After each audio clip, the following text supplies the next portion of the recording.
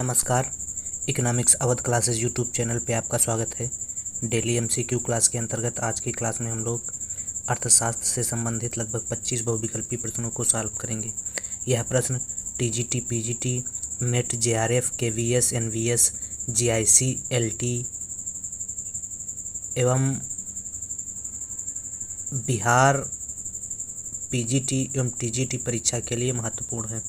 तो आज की क्लास स्टार्ट करते हैं और देखते हैं आज की क्लास में क्या क्या क्वेश्चन हैं। 1 नंबर क्वेश्चन, एक औसत स्थिर लागत वक्र की आकृति होती है। तो ऑप्शन ए वृत्त, बी आयताकार अतिपरवलय, सी सरल रेखा, डी परवलय। तो एक औसत स्थिर लागत वक्र की आकृति जो है वह आयताकार अतिपरवलय होती है। एएफसी क्या होती है? एएफसी आयताकार अतिपरवलय होती है, जिसमें एएफसी उत्पादन बढ़ने के साथ साथ क्या होती है? घटती जाती है, तथा एएफसी कभी अक्ष को नहीं छूती है और ना ही कभी शून्य होती है। तो एएफसी कैसी होती है? आयताकार अतिपरवलय, और इसकी लोच इकाई के बराबर होती है, यह भी कह सकते हैं। अगला 2 नंबर क्वेश्चन, लियोनटिफ का विरोधाभास किस सिद्धांत का अध्ययन करता है? ऑप्शन ए हेक्चर-ओलिन सिद्धांत का, बी तुलनात्मक लागत सिद्धांत का, सी अवसर लागत का सिद्धांत, तीन में से कोई नहीं। तो हेक्चर-ओलिन का सिद्धांत जो है मुख्य रूप से वो लियोनटिफ का विरोधाभास मुख्य रूप से हेक्चर-ओलिन सिद्धांत का अध्ययन करता है। ए ऑप्शन सही है। लियोनटिफ ने हेक्चर-ओलिन सिद्धांत के सत्यापन के लिए 1951 में अमेरिका का अध्ययन किया, जिसमें उन्होंने पाया कि हेक्चर-ओलिन कहता है कि जिस देश में पूंजी प्रचुर मात्रा में होगी वह देश अधिक पूंजी गहन वस्तुओं का निर्यात करेगा तथा उन वस्तुओं का आयात करेगा जिनके उत्पादन में दुर्लभ साधन श्रम की अपेक्षा बड़ी मात्राओं की जरूरत पड़ती है। लियोनटिफ अपने अनुभविक अध्ययन के आधार पर इस विरोधाभासी निष्कर्ष पर पहुंचते हैं कि विश्व के अन्य देशों के सापेक्ष अमेरिका में पूंजी की मात्रा अधिक है और श्रम की मात्रा थोड़ी है। फिर भी अमेरिका क्या कर रहा है? श्रम गहन वस्तुओं का निर्यात और पूंजी गहन वस्तुओं का आयात कर रहा है। इस निष्कर्ष को ही लियोनटिफ का विरोधाभास कहा जाता है, जिसका संबंध हेक्चर-ओलिन मॉडल से है। हेक्चर-ओलिन मॉडल से है। तो इस प्रकार से 2 का सही आंसर ए हो जाएगा। अगला 3 नंबर क्वेश्चन, संतापकारी समृद्धि की संकल्पना के प्रतिपादक हैं।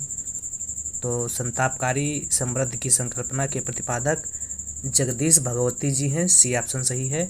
अगला 4 नंबर क्वेश्चन, अंतर्राष्ट्रीय व्यापार के आधुनिक सिद्धांत का श्रेय दिया जाता है। तो बी ओहलिन को, जे वाइनर को, डी रिकार्डो को, कोई नहीं। तो अंतर्राष्ट्रीय व्यापार के आधुनिक सिद्धांत का श्रेय बर्टिन ओहलिन को दिया जाता है, 4 का ए सही है। अगला 5 नंबर क्वेश्चन, अंतर्राष्ट्रीय व्यापार अब विकास का इंजन नहीं रहा, यह विचार को प्रस्तुत किया जी हैबरलर ने, ए मार्शल ने, जे वाइनर ने, ए मार्शल एवं नर्क्स ने। तो अंतर्राष्ट्रीय व्यापार अब विकास का इंजन नहीं रहा, यह जैकब वाइनर का कथन है, जे वाइनर। तो सी ऑप्शन सही है। अगला 6 नंबर क्वेश्चन, अंतर्राष्ट्रीय व्यापार का प्रमुख प्रहरी है विश्व बैंक, डब्ल्यूटीओ, आईएमएफ, आईएफसी। तो विश्व व्यापार या अंतर्राष्ट्रीय व्यापार का प्रमुख प्रहरी जो है वह वर्ल्ड ट्रेड ऑर्गेनाइजेशन डब्ल्यूटीओ है, डब्ल्यूटीओ बी ऑप्शन में है, 6 का सही आंसर बी है। डब्ल्यूटीओ की स्थापना 1 जनवरी 1995 को मार्केस घोषणा पत्र के तहत हुई थी, और डब्ल्यूटीओ के पहले जो अंतर्राष्ट्रीय व्यापार से संबंधित संस्था थी वह गैट कार्य कर रही थी। गैट का स्थान डब्ल्यूटीओ ने लिया था 1 जनवरी 1995 को। तो इस प्रकार से अंतर्राष्ट्रीय व्यापार का प्रमुख प्रहरी जो है वह डब्ल्यूटीओ है, डब्ल्यूटीओ बी ऑप्शन में है। तो 6 का सही आंसर बी हो जाएगा। अगला 7 नंबर क्वेश्चन, किसी देश का व्यापार शेष होता है तो निर्यात माइनस आयात, भुगतान संतुलन प्लस शुद्ध अदृश्य मदें और भुगतान संतुलन माइनस शुद्ध अदृश्य मदें। तो किसी देश का व्यापार शेष निर्यात माइनस आयात होता है, निर्यात माइनस आयात, ए ऑप्शन में है, ए सही हो जाएगा। 7 का ए सही आंसर है। अगर व्यापार शेष या व्यापार संतुलन के परिभाषा की बात की जाए तो एक देश का शेष विश्व के साथ दिए हुए वर्ष में वस्तुओं के कुल निर्यात तथा कुल आयात भुगतानों का अंतर व्यापार शेष कहलाता है। तो यही परिभाषा है। तो निर्यात माइनस आयात क्या कहलाता है? व्यापार शेष कहलाता है। व्यापार शेष अदृश्य निर्यात तथा अदृश्य आयातों के बीच का अंतर होता है। यह केवल वस्तुओं से संबंधित लेन देन को रिकॉर्ड करता है। अदृश्य नहीं, दृश्य वस्तुओं का दृश्य निर्यात तथा दृश्य आयात के बीच का अंतर होता है। और क्या होता है? व्यापार शेष केवल वस्तुओं से संबंधित लेन देन रिकॉर्ड करता है और यह पूंजी खाते के लेन देन को रिकॉर्ड नहीं करता है। तो व्यापार शेष में या व्यापार संतुलन में सिर्फ दृश्य वस्तुओं का आयात एवं निर्यात किया जाता है। और इसके अलावा भुगतान शेष, बैलेंस ऑफ पेमेंट की अगर बात की जाए तो एक देश का शेष विश्व के साथ चालू खाते तथा पूंजी खाते में लेनदारियों तथा देनदारियों का लेखा जोखा भुगतान शेष कहलाता है। इसमें चालू खाता दृश्य तथा अदृश्य व्यापार से मिलकर बनता है, जबकि पूंजी खाता पूंजी के लेन देन को व्यक्त करता है। लेखांकन की दृष्टि से भुगतान संतुलन सदैव संतुलित बनाया जाता है, लेकिन व्यापार शेष क्या होता है? सदैव असंतुलित रहता है। तो इस प्रकार से व्यापार शेष निर्यात माइनस आयात को व्यक्त करता है। ए ऑप्शन सही है 7 का। अगला 8 नंबर क्वेश्चन, 20 सूत्री कार्यक्रम का आरंभ किया गया वार्षिक योजनाओं में, तीसरी योजना में, 5वीं योजना में, चौथी योजना में। तो 20 सूत्री कार्यक्रम का जो आरंभ है वह किया गया था 5वीं योजना में और 5वीं योजना का समय 1974 से 1978 तक था। एक वर्ष पहले जनता सरकार द्वारा इसको समाप्त कर दिया गया था और 20 सूत्री कार्यक्रम की घोषणा 1975 में की गई थी, जिसमें 20 आर्थिक मुद्दों की बात की गई थी, जिसमें गरीबी, रोजगार, शिक्षा, आवास, स्वास्थ्य, कृषि, भूमि सुधार, सिंचाई, पेयजल, कमजोर वर्गों की सुरक्षा, सशक्तिकरण, उपभोक्ता संरक्षण, पर्यावरण संरक्षण, ई गवर्नेंस जैसे मुद्दों को शामिल किया गया था। तो इस प्रकार से 20 सूत्री कार्यक्रम जो है वह 5वीं पंचवर्षीय योजना में चलाया गया था। 8 का सही आंसर सी है। 9 नंबर क्वेश्चन, निम्न में से किस वर्ष में वार्षिक योजनाएं कार्यान्वित की गई? तो वार्षिक योजनाएं 1966 से 69 ये 3 वर्ष की वार्षिक योजना चली, 1979-80 1 वर्ष की वार्षिक योजना चली और 1990-92 2 वर्ष की वार्षिक योजना चली। तो इसमें ए, बी और सी तीनों में वार्षिक योजनाएं चली थी। अगर पूछा जाए कि कुल कितनी वार्षिक योजनाएं चली तो 66 से 69 3 वर्ष हो गया, 79 से 80 1 वर्ष हो गया और 90 से 92 2 वर्ष हो गया। तो 3 2 5 1 6 कुल टोटल 6 वर्ष जो है वार्षिक योजनाएं चलाई गई थी। तो इसमें पूछा गया है कि किस वर्ष वार्षिक योजना कार्यान्वित की गई? तो उपरोक्त तो सभी वर्षों में वार्षिक योजनाएं चली थी। अगला 10 नंबर क्वेश्चन, भारत के लिए विजन 2020 नीतिगत प्रलेख के प्रारूप को तैयार करने वाली समिति के अध्यक्ष थे। तो डॉक्टर SP गुप्ता इस समिति के अध्यक्ष थे। 2020 नीति के प्रलेख को तैयार करने वाली प्रारूप के अध्यक्ष थे SP गुप्ता थे। 10 का सही आंसर क्या है? डी। 11 नंबर, भारतीय नियोजन में किस योजना के निर्माण में प्रथम बार उप प्रारूप प्रयोग किया गया था? तो 5वीं पंचवर्षीय योजना के निर्माण में प्रथम बार उप प्रारूप प्रयोग किया गया था और 5वीं पंचवर्षीय योजना का अगर समय की बात की जाए तो 1974 से 78 के बीच चला। 1 वर्ष पूर्व 5वीं पंचवर्षीय योजना को समाप्त कर दिया गया था और 1977-78 में रोलिंग प्लान या अनवरत योजना पंचवर्षीय योजना के स्थान पर चालू की गई थी। अगला जो क्वेश्चन है वह है 12 नंबर क्वेश्चन, 11वीं पंचवर्षीय योजना में किस मद में सर्वाधिक आवंटन किया गया? भौतिक आधारित संरचना, कृषि एवं सिंचाई, शिक्षा, ऊर्जा। तो 11वीं पंचवर्षीय योजना में भौतिक आधारित संरचना पर सबसे ज़्यादा व्यय किया गया था। ए ऑप्शन सही है 12। अगला 13 नंबर क्वेश्चन, अनवरत योजना भारत में प्रारंभ की गई थी। तो 1974 से 78 तक 5वीं पंचवर्षीय योजना चली। 5वीं पंचवर्षीय योजना के बाद 1977-78 में ही अनवरत योजना प्रारंभ की गई थी। 1977-78 में 77-78 सी ऑप्शन में है। और अनवरत योजना का प्रारंभ गुरनान मिडल द्वारा किया गया था। अनवरत योजना या रोलिंग योजना वह योजना है जिसमें कुछ वर्षों के लिए योजना बनाई जाती है तथा प्रत्येक वर्ष अर्थव्यवस्था की आवश्यकता के अनुसार इसमें संशोधन किया जाता है। 1977-78 में जनता पार्टी की सरकार द्वारा अनवरत योजना को लागू किया गया था और अनवरत योजना 1977-78 में लागू की गई थी। सी ऑप्शन सही है 13 का। अगला 14 नंबर क्वेश्चन, JAM त्रयी से तात्पर्य है। तो जनधन, आधार और मोबाइल नंबर से। जे से जनधन, ए से आधार और M से मोबाइल नंबर। जे से जनधन, ए से आधार और M से मोबाइल नंबर होता है। तो इस प्रकार से 14 का सही आंसर डी है। अगला 15 नंबर क्वेश्चन, सूची फर्स्ट को सूची सेकंड से मिलाना है।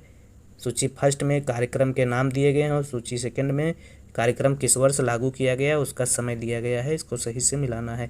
राष्ट्रीय ग्रामीण रोजगार कार्यक्रम, तो राष्ट्रीय ग्रामीण रोजगार कार्यक्रम 1980 में लागू किया गया। 1980 सेकेंड ऑप्शन में है। एक का सही आंसर सेकेंड, ए का सही मिलान हो जाएगा 2 से और 2 सिर्फ सी ऑप्शन में ही है तो सी ही सही हो जाएगा। इसके अलावा आगे भी देख लेते हैं। सुकन्या समृद्धि योजना, सुकन्या समृद्धि योजना 2015 में चालू की गई थी तो बी का मिलान हो जाएगा 2015 4 में है, 4 से ठीक है। अगला काम के बदले अनाज कार्यक्रम, तो काम के बदले अनाज कार्यक्रम 2001 में स्टार्ट किया गया था और ग्रामीण भूमिहीन रोजगार कार्यक्रम, ग्रामीण भूमिहीन रोजगार कार्यक्रम 1983 में चलाया गया था और 1983 3 से मिलेगा। तो इस प्रकार से 2 4 1 3, तो 2 4 1 3 सी ऑप्शन सही है। 15 का सही आंसर सी है।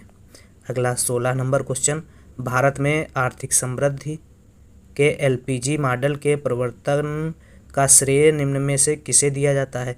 डॉक्टर मनमोहन सिंह, अमर्त्य सेन, रंगराजन अहलूवालिया। तो भारत में समृद्धि के LPG मॉडल के प्रवर्तन का श्रेय डॉक्टर मनमोहन सिंह को दिया जाता है। LPG, एल से होता है लिबरलाइजेशन या कह सकते हैं उदारीकरण, पी से प्राइवेटाइजेशन या निजीकरण और एल से ग्लोबलाइजेशन या वैश्वीकरण। और इस प्रक्रिया का जो प्रतिपादन है वह 1991 में नई आर्थिक नीति की घोषणा के समय डॉक्टर मनमोहन सिंह द्वारा किया गया था। तो इस प्रकार से डॉक्टर मनमोहन सिंह को LPG का प्रवर्तक या प्रवर्तनकर्ता माना जाता है। तो इस प्रकार से 16 का सही आंसर ए हो जाएगा। अगला 17 नंबर क्वेश्चन, भारत में हिंदू वृद्धि दर जिस वृद्धि दर से संबंधित है वह है। तो भारत में हिंदू वृद्धि दर सकल राष्ट्रीय उत्पाद वृद्धि दर से संबंधित है या राष्ट्रीय आय से संबंधित है। ये ऑप्शन सही है। भारत में हिंदू वृद्धि दर से संबंधित अर्थशास्त्री जो हैं वह प्रोफेसर राजकृष्णा हैं। हिंदू वृद्धि दर से संबंधित अर्थशास्त्री प्रोफेसर राजकृष्णा हैं और हिंदू वृद्धि दर राष्ट्रीय आय से संबंध रखती है। अगला 18 नंबर क्वेश्चन, राष्ट्रीय ग्रामीण स्वास्थ्य मिशन कब शुरू किया गया। तो राष्ट्रीय ग्रामीण स्वास्थ्य मिशन 12 अप्रैल 2005 को शुरू किया गया था। 12 अप्रैल 2005, बी ऑप्शन सही है 18 का। 19 राजीव गांधी ग्रामीण विद्युतीकरण योजना किस वर्ष प्रारंभ की गई। तो राजीव गांधी ग्रामीण विद्युतीकरण योजना 2005 में प्रारंभ की गई थी। 2005 में, सी ऑप्शन सही है। अगला 20 नंबर, औंधीयू आकारकिक या आकार युक्त आय वितरण परिकल्पना किससे संबंधित है। तो औंधीयू आकारकिक या आकार युक्त आय वितरण संकल्पना साइमन कुजनेट्स से संबंधित है। साइमन कुजनेट्स, सी ऑप्शन में है, सी सही है। अगला 21 नंबर क्वेश्चन, गरीबी के दुष्चक्र की अवधारणा किससे संबंधित है। तो गरीबी के दुष्चक्र की अवधारणा प्रोफेसर रेगनर नर्क्स द्वारा दी गई थी। रेगनर नर्क्स, बी ऑप्शन में सही है। अगला नेक्स्ट क्वेश्चन, अनवरत योजना की अवधारणा के प्रणेता हैं। तो अनवरत योजना की अवधारणा के प्रणेता जो है वह है गुरनार्ड मिडल, और गुरनार्ड मिडल ऑप्शन में है ही नहीं, तो इस प्रकार से कोई नहीं है। ना तो PC महालनोबिस होगा, ना केन्स होगा, ना तो JK गालब्रेथ होगा, कोई नहीं होगा। 22 का डी सही है। 23 8वीं योजना की अवधि है, तो 8वीं योजना की अवधि जो है वह है 1990 से 95 के बीच में। सी सही है। 8वीं योजना का जो समय है वह है 1992 से 97। ए सही हो जाएगा, ए सही है। 23 का सही आंसर ए है।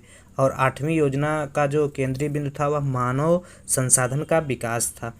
इसी प्रकार से 1 से 12 तक जो पंचवर्षीय योजनाएं चलाई गई उनका केंद्रीय बिंदु क्या था जान लेते हैं बारी बारी से। जो पहली पंचवर्षीय योजना 1951 से 56 के बीच चली, हैरल्ड डोमर मॉडल पर आधारित थी और इसका केंद्रीय बिंदु कृषि विकास पर बल देना था। दूसरी पंचवर्षीय योजना नेहरू महालनोबिस मॉडल पर आधारित थी, जिसका केंद्रीय बिंदु आधारभूत था, भारी उद्योगों का विकास करना था। तीसरी पंचवर्षीय योजना का केंद्रीय बिंदु आत्मनिर्भरता व स्वस्फूर्ति प्राप्त करना था। चौथी पंचवर्षीय योजना का केंद्रीय बिंदु स्थिरता के साथ आत्मनिर्भरता की प्राप्ति थी। तथा 5वीं पंचवर्षीय योजना निर्धनता उन्मूलन तथा आत्मनिर्भरता की प्राप्ति थी। तथा छठी पंचवर्षीय योजना जो 1980 से 85 के बीच में चली, आगत निर्गत मॉडल पर आधारित थी और इसका केंद्रीय बिंदु गरीबी निवारण तथा रोजगार सृजन था। इसी प्रकार से 7वीं पंचवर्षीय योजना 1985 से 90 के बीच में चली, जो वस्तु मजदूरी मॉडल पर आधारित थी और इसका केंद्रीय बिंदु कृषि विकास प्रेरित समृद्धि था।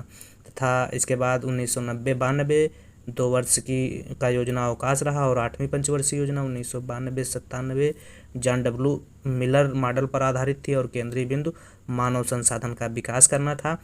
तथा 9वीं पंचवर्षीय योजना आगत निर्गत मॉडल पर आधारित थी और केंद्रीय बिंदु सामाजिक न्याय था, समता के साथ आर्थिक विकास करना था। इसी प्रकार से 10वीं पंचवर्षीय योजना सामाजिक न्याय था, समता के विकास पर केंद्रित थी। था 11वीं पंचवर्षीय योजना 2007 से 12 के बीच चली, जिसका केंद्रीय बिंदु तीव्र और आर्थिक समावेशी विकास था। 12वीं पंचवर्षीय योजना जो योजना इतिहास के समय या काल में अंतिम पंचवर्षीय योजना थी, जिसका समय 2012 से 12वीं पंचवर्षीय योजना का समय 2012 से 17 के बीच रहा और इसका केंद्रीय बिंदु तीव्र संपोषणीय और आर्थिक विकास करना था।